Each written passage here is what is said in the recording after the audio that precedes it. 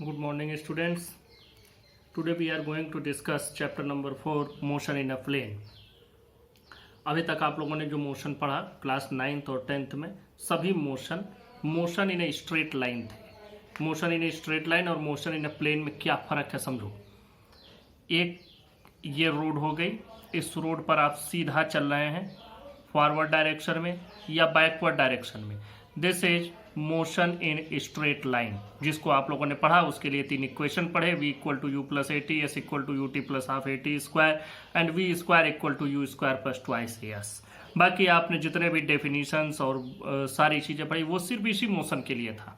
लेकिन अब हम एक दूसरे तरह का मोशन पढ़ने जा रहे हैं कि एक लाइन ही हमारे पास चलने के लिए नहीं है, बल्कि हमारे पास पूरा एक प्लेन है। मतलब कि ये पार्टिकल ऐसे ऊपर भी जा सकता है, इस डायरेक्शन में कहीं भी मूव कर सकता है, लेकिन 2D प्लेन पर, 3D नहीं। 3D का मतलब हो जाएगा कि स्पेस में चलना। हम 2D मोशन की ही बात कर रहे हैं इस तरीके से। ये 2 डायमेंशनल स्पेस आपको दिख भी रहा है। यहाँ पर लेंथ और ब्रेथ 2 ही चीज़ें हैं, हाइट हम यहाँ नहीं ले रहे हैं। तो इस पर यह ऑब्जेक्ट चाहे इस तरह से चले, चाहे इस तरह से चले, चाहे इस तरह से, चाहे इधर की ओर, चाहे ऐसे, ये सभी मोशन इन अ प्लेन है। अब हम लोग इस मोशन के बारे में पढ़ेंगे। इस मोशन को स्टार्ट करने के पहले एक चीज़ और भी समझ लें कि जब हम आगे बढ़ते हैं तो हमको जो अब तक हम लोगों ने क्वांटिटी पढ़ रखी है, थोड़ी सी जो फंडामेंटल और डिराइव्ड फिजिकल क्वांटिटी पढ़े हैं, अब हम एक दो और तरह की क्वांटिटी पढ़ने जा रहे हैं on the basis of direction. अब तक तो था on the basis of dependency.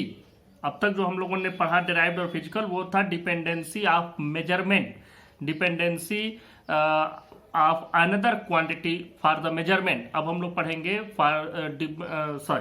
अब हम लोग पढ़ने जा रहे हैं the category of physical quantity on the basis of its representation. तो 2 तरीके की फिजिकल क्वांटिटी मिलती हैं। सब कुछ मैंने नोट में आप लोगों को भेज दिया है ऑलरेडी, बस आपको यहाँ समझ लेना है। एक तरह की फिजिकल क्वांटिटी होगी जिसमें डायरेक्शन नहीं होगा, जिसको हम लोग कहते हैं स्केलर फिजिकल क्वांटिटीज, ये विदाउट डायरेक्शन होंगे। दूसरे तरह का फिजिकल क्वांटिटी मैंने बताया कि जिनका रिप्रेजेंटेशन विथ डायरेक्शन होगा, कंपल्सरी है, मैंडेटरी है कि उसमें डायरेक्शन हो, that is vector physical quantity. Scalar physical quantities आप लोगों का पढ़ा हुआ है, वेक्टर भी आप लोग थोड़ा मोड़ा जानते हैं, लेकिन यहाँ वेक्टर ही डिटेल में है और वेक्टर सबसे इंपॉर्टेंट है आपके फिजिक्स में। इसीलिए मैं चैप्टर 4 के लिए स्पेशली ये वीडियो बनाया कि आपको वेक्टर में पढ़ा सकूँ। वेक्टर आपको जानना है क्योंकि जब आप क्लास 12th में पढ़ते हैं तो क्लास 12th का सब कुछ वेक्टर से ही शुरू होता है और वेक्टर पर ही एंड होगा, इसलिए you must understand vector very carefully.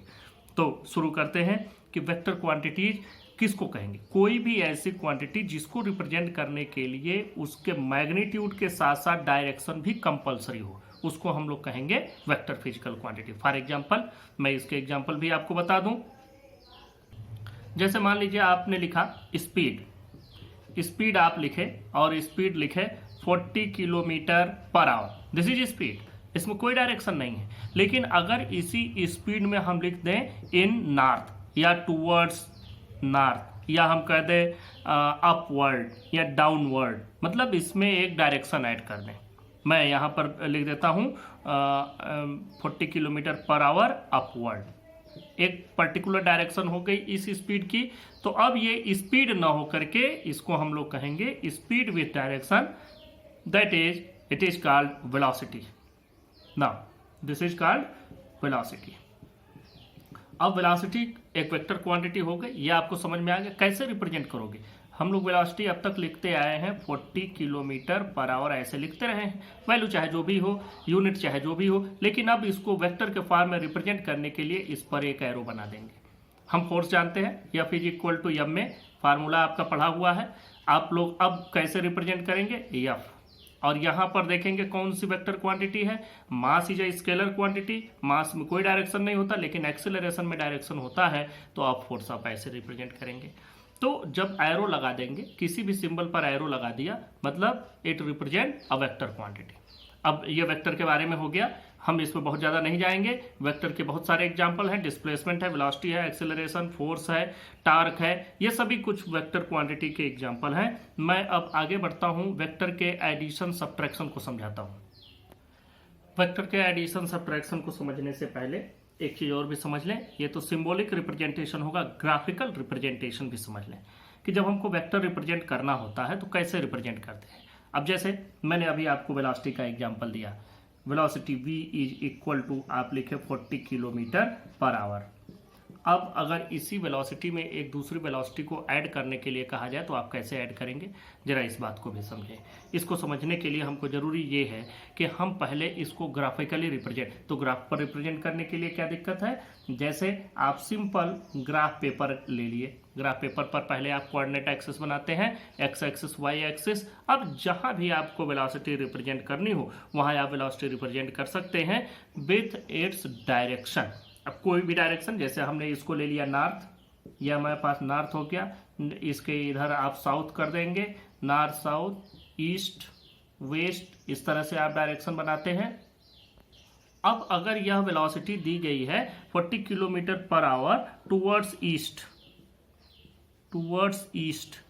तो अब आप इसको कैसे बनाएंगे, 40 किलोमीटर पर आवर यहां तक लेकर के जाएंगे, तो आप कितना लेंगे, इसको कितना बनाना होगा, तो हमको एक स्केल लेकर के चलना होगा कि जैसे हमने बना दिया कि 1 centimetre represent 5 kilometres, 1 centimetre represent 5 kilometre, तो 8 सेंटीमीटर का आप ये वेक्टर बना देंगे और उसको कहेंगे। अब उसी में कोई दूसरा वेक्टर भी जोड़ना होगा तो आप उसको जोड़ सकेंगे, तो ये हो गया ग्राफिकल रिप्रेजेंटेशन। यहाँ पर लिख भी देंगे, ये भी हो गया। मान लीजिए दूसरा वेक्टर एक और भी है जो ईस्ट डायरेक्शन में है, जो नॉर्थ डायरेक्शन में है, तो उसको इधर बना दो। मान लो ये v1 है, ये v2 हो गया। ये सिर्फ और सिर्फ रिप्रेजेंटेशन का तरीका है कि हम ग्राफिकली वेक्टर को कैसे रिप्रेजेंट करेंगे। जब आपको वेक्टर का ये रिप्रेजेंटेशन पता चल गया तो अब आपको अगली चीज समझनी है, जो वेक्टर के कुछ टाइप्स दिए गए हैं, जैसे डिस्प्लेसमेंट वेक्टर, पोजीशन वेक्टर, इसको जरा सा समझ लो।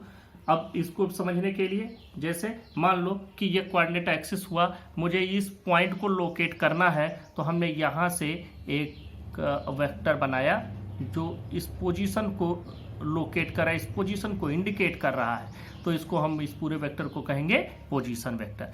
एक पार्टिकल है जो इस पोजीशन पर पहले था और इस पोजीशन पर पहुंचा, तो इसका मतलब कि यह पार्टिकल पहले इस जगह पर था, इसका कोई पोजीशन वेक्टर होगा, फिर ये यहां से डिस्प्लेस हुआ, यहां तक पहुंचा, तो अब यह इस वेक्टर को, जो ये वेक्टर हमको मिल रहा है एक पोजीशन से दूसरे पोजीशन के बीच में, this is called displacement vector. तो ये वेक्टर हो गए। कोई भी पोजीशन को रिप्रेजेंट करने के लिए जो वेक्टर यूज करेंगे that is called position vector. एक पोजीशन से दूसरे पोजीशन पर जब कोई ऑब्जेक्ट पहुंचता है, मतलब पोजीशन वह चेंज करता है टाइम के साथ, तो इसको हम कहते हैं डिस्प्लेसमेंट वेक्टर, मतलब ऑब्जेक्ट डिस्प्लेस हुआ। दो बातें और आपको समझनी है, एक तो आपको नेगेटिव ऑफ अ वेक्टर समझना है, दूसरा आपको मॉडुलस ऑफ अ वेक्टर समझना है। नेगेटिव ऑफ अ वेक्टर समझो, वेक्टर ए दिया गया है, ये डिस्प्लेसमेंट को रिप्रेजेंट करता है, मान लेते हैं। जस्ट कंसीडर ये 5 किलोमीटर नॉर्थ डिस्प्लेसमेंट को ये रिप्रेजेंट करता है। अब ये तो एक वेक्टर हमको मिल गया। अगर हमको यही चाहिए इस वेक्टर का नेगेटिव, तो नेगेटिव क्या हो जाएगा, -a, और ये कितना हो जाएगा, जस्ट 5 किलोमीटर, लेकिन नॉर्थ की जगह क्या हो जाएगा, साउथ, तो ये होता है negative. Same magnitude with the opposite direction, तो this is called negative of a vector. I have already given you all these in my notes, but I am explaining here. दूसरी बात मैंने बताया मॉडुलस ऑफ अ वेक्टर। मैं इसी vector A को ही लेकर के चलता हूं। वेक्टर ए दिया गया है आपके सामने 5 किलोमीटर नॉर्थ। अब इस वेक्टर में एक बात आपको समझनी है, वो बात ये समझनी है कि इस वेक्टर का मॉडुलस क्या हुआ है। वेक्टर में तो जब भी लिखेंगे तो उसके साथ मैग्नीट्यूड और डायरेक्शन दो चीजें आएंगी। देखो, पार्ट 1 होता है मैग्नीट्यूड, पार्ट 2 होता है डायरेक्शन। तो जो भी वेक्टर है, इस वेक्टर का जब हमको मैग्नीट्यूड लेना होगा, मैग्नीट्यूड का मतलब हो गया कि मॉडुलस का मतलब हो गया कि सिर्फ और सिर्फ magnitude. Modulus of a vector represent magnitude, modulus of a vector represent magnitude. Magnitude का क्या मतलब, ये भी समझो। मैग्नीट्यूड का मतलब कि जो डायरेक्शन है उसको हटा करके सिर्फ और सिर्फ मैग्नीट्यूड को लेना। इसको कैसे रिप्रेजेंट करते हैं, वेक्टर ए का अगर मैग्नीट्यूड लिखना होगा तो हम लिखेंगे मॉड ऑफ वेक्टर ए, ऐसे दो लाइनों के बीच में इसको हम पढ़ते हैं मॉड। दूसरा एक और तरीके से रिप्रेजेंट करते हैं, सिंपल ए लिख दें विदाउट एरो, एरो लगाते हैं तो मॉड में लिख दीजिए, या एरो हटा करके सिंपल लिख दीजिए, और इसकी वैल्यू कितनी हो जाएगी 5 kilometre. This is modulus of vector. Next एक और चीज समझ लें, यूनिट वेक्टर। यूनिट वेक्टर भी आपको आना चाहिए। What is unit vector? Unit vector का मतलब होता है जैसे कोई एक डायरेक्शन है, उस डायरेक्शन में हमको बार बार वेक्टर रिप्रेजेंट करना है। अब हम उस डायरेक्शन में एक यूनिट वेक्टर बना दें। जैसे मैं इसी वेक्टर का एग्जांपल लेकर के चलता हूं। वेक्टर ए हमने लिया 5 किलोमीटर नॉर्थ। अब इस वेक्टर का अगर यूनिट वेक्टर आपको रिप्रेजेंट करना है, मतलब 1 किलोमीटर नॉर्थ। फिर से समझो, वेक्टर ए दिया गया है 5 किलोमीटर नॉर्थ। इस वेक्टर का यूनिट वेक्टर मतलब डायरेक्शन यही रहेगी, लेकिन मैग्नीट्यूड की वैल्यू यूनिटी हो जाएगी। यूनिटी 1 को हमेशा यूनिटी बोलते हैं। यहाँ फिजिक्स के टर्म में यूनिट बार बार आएगा, unit distance, unit velocity. Unit distance का मतलब क्या, 1 किलोमीटर या 1 मीटर या 1 centimetre, what ever may be the unit. लेकिन यहाँ जो क्वांटिटी है, जो न्यूमेरिक वैल्यू है, वो हो जाएगी 1। तो यहाँ पर इस यूनिट वेक्टर को, जैसे ए का यूनिट वेक्टर, अब यूनिट वेक्टर को कैसे रिप्रेजेंट करते हैं? यूनिट वेक्टर का पहले फार्मूला देखो। फार्मूला ये है, इसको रिप्रेजेंट करते हैं ए कैप से। इसको कुछ लोग ए हैट भी बोलते हैं, दोनों बोला जाता है। ए hat, A cap, A carat भी कुछ लोग बोलते हैं। तो इस तरीके से यहाँ पर हमारे पास इसके रिप्रेजेंटेशन का तरीका ये, इस पर एक कैप लगा देंगे। फार्मूला समझो इसका क्या होता है। जो वेक्टर है, ये तो हमने बताया ना कि 1 किलोमीटर नॉर्थ कह देंगे इसका यूनिट है, लेकिन कैसे फार्मूले से निकालोगे? तो यह vector A divided by magnitude of this vector. अब जरा देखो वैल्यू क्या आएगी। ये तो हो गया आपके पास 5 किलोमीटर नॉर्थ और डिवाइडेड बाई 5 किलोमीटर। मॉड ए मतलब मैग्नीट्यूड अभी हमने ऊपर आपको निकाल के यहाँ बताया 5 किलोमीटर से 5 किलोमीटर डिवाइड करोगे तो आ जाएगा 1 kilometre.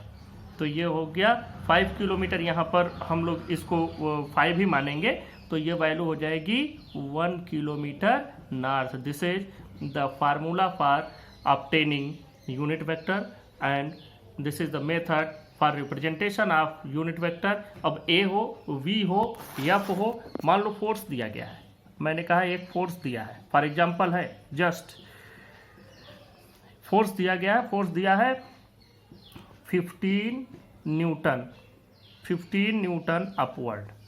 What will be the unit vector of this force? F cap. कैसे निकालोगे? 15 Newton upward divided by 15, just its magnitude. 15 से 15 डिवाइड कर दो, आपको मिलेगा 1 Newton upward. This is the unit vector of this. इस तरह से कोई वेलोसिटी, कोई एक्सेलरेशन, कुछ भी दिया गया हो, उसका यूनिट वेक्टर आप कैलकुलेट कर सकते हैं।